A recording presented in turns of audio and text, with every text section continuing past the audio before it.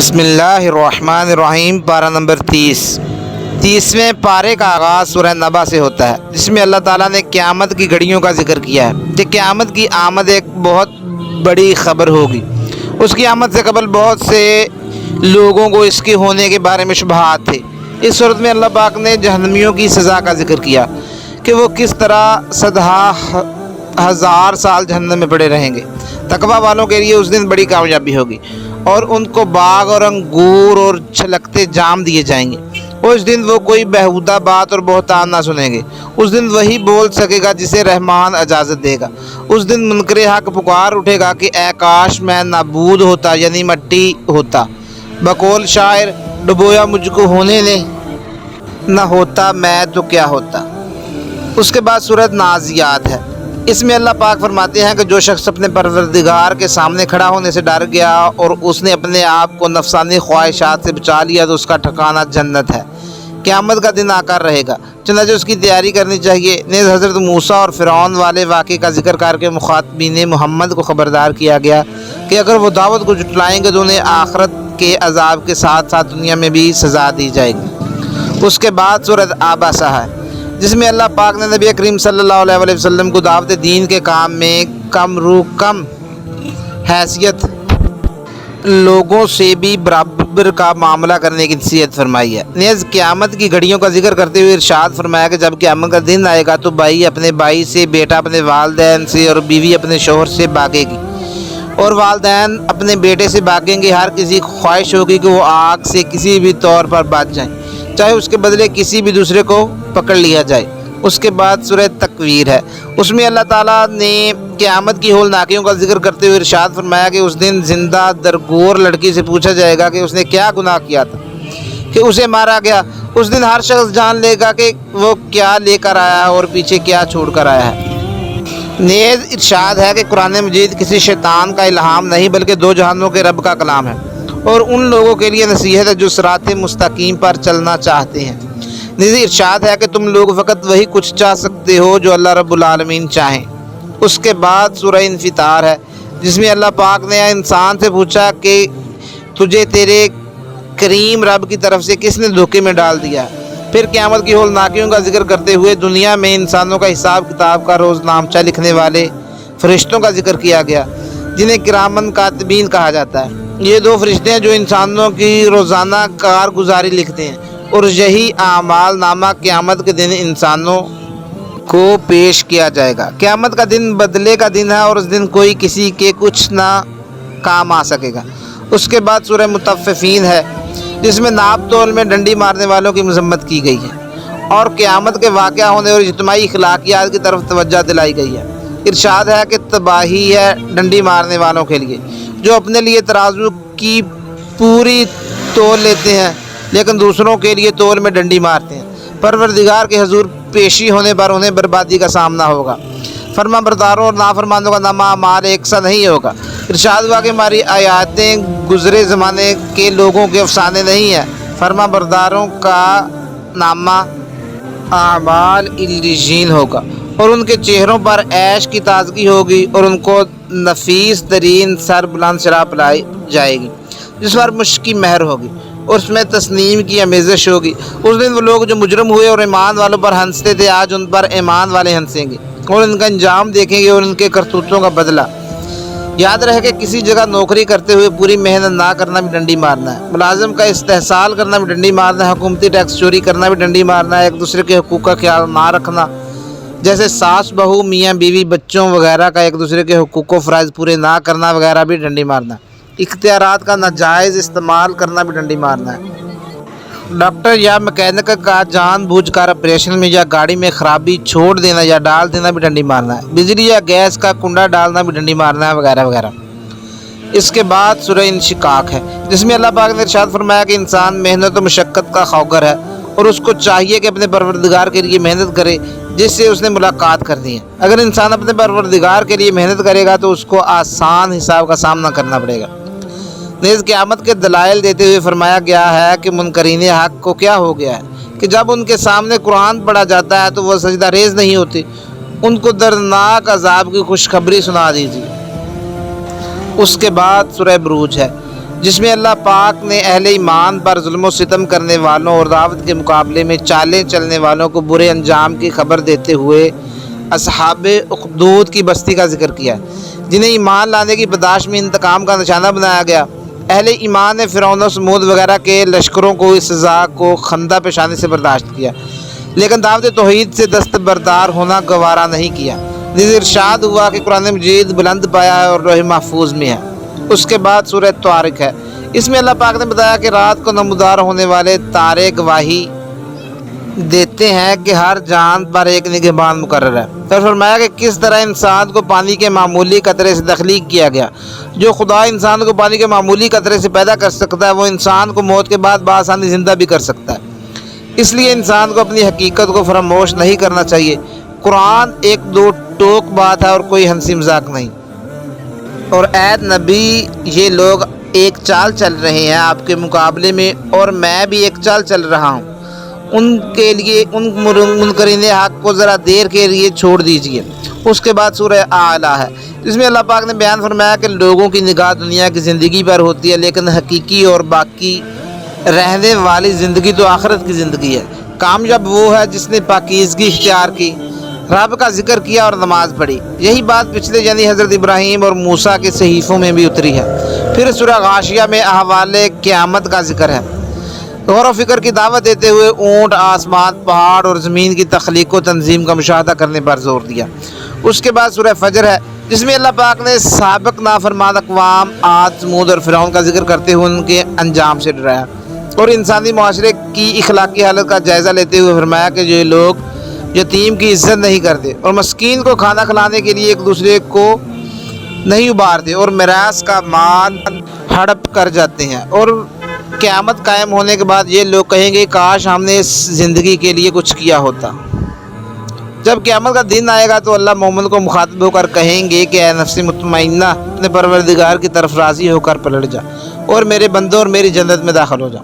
اس کے بعد سورۃ البلد ہے، جس میں اللہ پاک فرماتے ہیں کہ نہیں، میں اس شہر یعنی مکہ کی گواہی دیتا ہوں، اور اے نبی آپ اس شہر میں رہتے ہیں، اور میں گواہی دیتا ہوں کہ تم سب کے باپ ابراہیم اور اس کی اولاد کہ جب انسان پیدا ہوا تو سخت مشکل میں تھا۔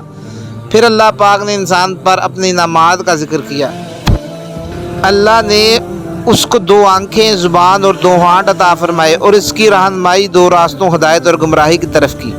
اس کی مرضی ہے کہ وہ کس راستے کا انتخاب کرتا ہے۔ جو صحیح راستے پر چلے گا جنت میں جائے گا، اور جو غلط راستہ اختیار کرے گا وہ جہنمی ہوگا۔ اس کے بعد سورہ شمس ہے، جس میں ارشاد ہے کہ اللہ نے نفس کو تخلیق کیا اور اس میں نیکی اور برائی کو الہام کر دیا، تو جو اپنے نفس کو آلودہ کرے گا وہ تباہ ہو جائے گا، اور فلاح اسے ملے گی جو اپنے نفس کو پاک کرے گا۔ قوم سمود کا ذکر ہے کہ انہوں نے اونٹنی کی پنڈلیاں کاٹ دیں، جس کی سزا میں اللہ نے ان پر ایسی آفت توڑی کہ سب کو برابر کر دیا۔ اس کے بعد سورہ اللیل ہے، جس میں اللہ نے فرمایا کہ جس نے صدقہ دیا اور نیکی کی تائید کی، اس کے لیے جنت کی راہ آسان کی جائے گی، اور جس نے بخل کیا اور اچھی بات کو جھٹلایا، اس کے لیے مشکل راستے یعنی جہنم کے راستے کو ہموار کر دیا جائے گا۔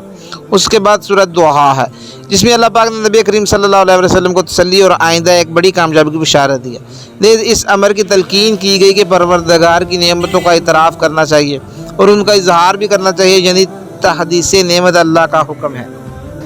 اس کے بعد سورہ علم نشرہ ہے، جس میں نبی کریم صلی اللہ علیہ وسلم کو تسلی دی گئی کہ ہم نے آپ کا سینہ کھول دیا اور آپ کا بوجھ ہلکا کر دیا اور آپ کے تذکروں کو بلند کر دیا، اور بے شک ہر تنگی کے بعد آسانی ہے۔ اس کے بعد سورۃ تین ہے، جس میں تین اور زیتون کے پہاڑوں والے ملکوں یعنی فلسطین اور شام اور طور سینین کی قسم کھا کر فرمایا گیا ہے کہ مکہ امن والا شہر ہے اور انسان کو بہترین ساخت میں پیدا کیا گیا، پھر وہ خود ہی پستی میں چلا گیا، مگر جو لوگ ایمان لائے اور اعمال صالحہ کیا ان کے لیے کبھی ختم نہ ہونے والا اجر ہے۔ اس کے بعد سورہ علق ہے، جو اللہ کی طرف سے اترنے والی پہلی وحی ہے۔ ارشاد ہے کہ ہم نے انسان کو جمے ہوئے خون سے پیدا کیا ہے، اور حضرت محمد صلی اللہ علیہ وسلم کو اللہ نے اپنے نام سے پڑھنے کا حکم دیا، اور ارشاد فرمایا کہ ہم نے انسان کو قلم کے ذریعے علم سکھایا جو کہ وہ نہیں جانتا تھا، نیز نماز و عبادت سے روکنے والوں کے برے انجام کی خبر دی گئی، اور سجدوں کے ذریعے اللہ سے قریب ہونے کو ارشاد فرمایا گیا۔ اس کے بعد سورہ قدر ہے، جس میں ارشاد ہے کہ ہم نے اس قرآن کو تقدیر کے فیصلوں والی رات یعنی ایسی رات میں نازل کیا جس میں بڑے بڑے فیصلے ہوتے ہیں، اور قدر والی رات 1000 مہینوں سے زیادہ فضیلت کی حامل ہے۔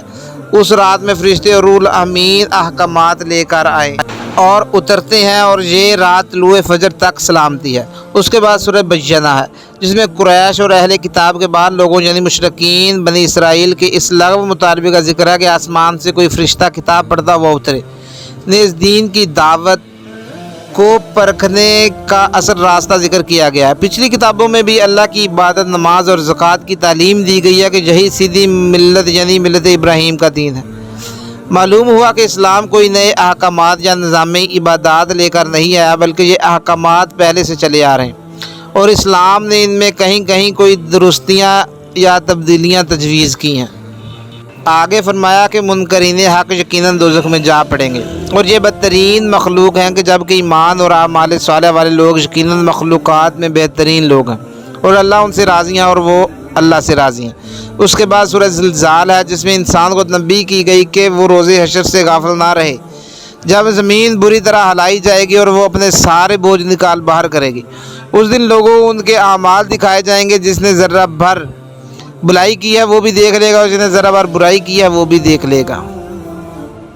اس کے بعد سورۃ عادیات ہے، جس میں انسانوں کو ان کے برے رویوں کے بارے میں خبردار کیا گیا ہے۔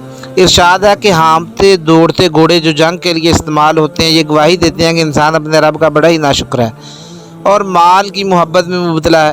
قیامت کے دن انسانوں کے دلوں کے ارادے، نیتیں اور باطنی محرکات سب کھل کر سامنے آ جائیں گے۔ اس کے بعد سورہ قاریہ ہے، جس میں آخرت کا مضمون ہے۔ ارشاد ہے اس دن لوگ پتنگوں کی طرح اڑیں گے اور پہاڑ دھنی ہوئی اون کی مانند ہو جائیں گے۔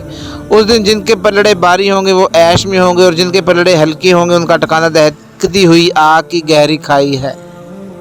اس کے بعد سورہ تکاثر ہے، جس میں دنیا کے مال اسباب کی دوڑ میں ایک دوسرے سے آگے نکلنے کا بیان ہے کہ آدمی قبر تک اسی میں لگا رہتا ہے، لیکن ان سب نعمتوں کے بارے میں پوچھا جائے گا۔ اس کے بعد سورہ عصر ہے، جس میں اللہ پاک نے زمانے کی قسم اٹھا کر کہا ہے کہ ہر انسان ناکام ہے سوائے ان لوگوں کے جو ایمان لائے اور اعمال صالح اختیار کیے اور حق بات اور صبر کی تلقین کرتے رہے۔ اس کے بعد سورہ ہمزہ ہے، جس میں انسان کی کچھ اہم خرابیوں کی طرف توجہ دلائی گئی جو جہنم تک لے جاتی ہیں۔ ان میں اشارہ بازی، عیب لگانا، مال جمع کرنا اور گن کر رکھنا شامل ہیں۔ اس کے بعد آخری 10 صورتیں ہیں، جن میں پہلی سورہ فیل ہے، جس میں یمن کے عیسائی بادشاہ کے ہاتھیوں کے ساتھ خانہ کعبہ پر دعوے کا بیان ہے، اور جس لشکر کو پرندوں کے منہوں سے پکی مٹی کے کنکریوں کے ذریعے بھس بنا کر رکھ دیا گیا، یہ سال عام الفیل کہلایا۔ اگلی سورہ قریش ہے، جس میں قریش کو تلقین ہے کہ جس گھر یعنی کعبہ کی تولیت انہیں حاصل ہے، اس گھر کے مالک نے انہیں رزق اور امن سے نوازا ہے۔ اگلی سورہ معون ہے، جس میں قریش کے سربراہوں میں پائی جانے والی 6 معاشرتی خرابیوں کا ذکر ہے۔ روز جزا کو جھٹلانا، یتیم کو دھکے دینا، مسکین کو کھانا کھلانے کے لیے نہ ابھارنا، نمازوں کی حقیقت سے غافل ہونا، دکھاوے کی عبادت کرنا، روزمرہ استعمال کی ادنا چیز کسی کو نہ دینا۔ اگلی سورہ کوثر ہے، جس میں رسول اللہ صلی اللہ علیہ وسلم کو قیامت کے دن حوض کوثر کی بشارت دی گئی ہے۔ کچھ مفسرین نے کوثر سے مراد خانہ کعبہ مراد لیا ہے، یعنی مکہ فتح ہونے کی عظیم خوشخبری، اور کہا گیا ہے کہ اپنے رب کی نماز پڑھو اور اس کی قربانی دو، اور ساتھ ہی یہ بھی تسلی دی گئی ہے کہ آپ کا دشمن جڑ کٹا ہے، یعنی وہ بے نام و نشان رہے گا۔ اگلی سورہ کافرون ہے، جس میں نبی پاک سے اعلان کرایا گیا ہے کہ اے کافرو، میں ان چیزوں کی عبادت نہ کروں گا جن کی عبادت تم کرتے ہو، اور نہ کبھی تم اس اللہ کی عبادت کرو گے جس کی میں عبادت کرتا ہوں۔ تمہارے لیے تمہارا دین ہے اور میرے لیے میرا دین ہے۔ اگلی سورہ نصر ہے، غلبہ حق کی بشارت ہے، اور نبی کریم صلی اللہ علیہ وسلم کو اللہ کی تسبیح بیان کرنے اور استغفار کا حکم ہے، اور اپنے رب سے ملاقات کی تیاری کا اشارہ ہے۔ اگلی سورہ لہب ہے، جس میں اتمام حجت کے بعد ابو لہب کی تکفیر اور اس کی بیوی اور ہوا خواہوں پر شدید عذاب کے نزول کا ذکر ہے۔ اس کے بعد سورہ اخلاص ہے، جس میں توحید اخلاص کا فیصلہ کن بیان ہے کہ اللہ اکیلا ہے اور بے نیاز ہے، نہ وہ کسی کا باپ ہے نہ بیٹا، اور نہ کوئی اس کا ہم مرتبہ ہے۔ اگلی سورہ فلق ہے، جس میں ہر چیز کے نمودار کرنے والے رب سے پناہ طلب کی گئی کہ وہ مخلوقات چھا جانے والے اندھیرے گروہوں پر پھونک مارنے والیوں اور حاسدوں کے حسد سے شر سے بچائے۔ آخری سورہ ناس ہے، جس میں جنوں اور انسانوں میں سے وسوسہ ڈالنے والے خناسوں کے شر سے اللہ کی پناہ چاہی گئی ہے۔ اللہ پاک ہمیں قرآن مجید میں بیان کردہ مضامین سے عبرت اور نصیحت حاصل کرنے کی توفیق عطا فرمائے۔ آمین ثم آمین۔ جزاک اللہ و احسن الجزاء۔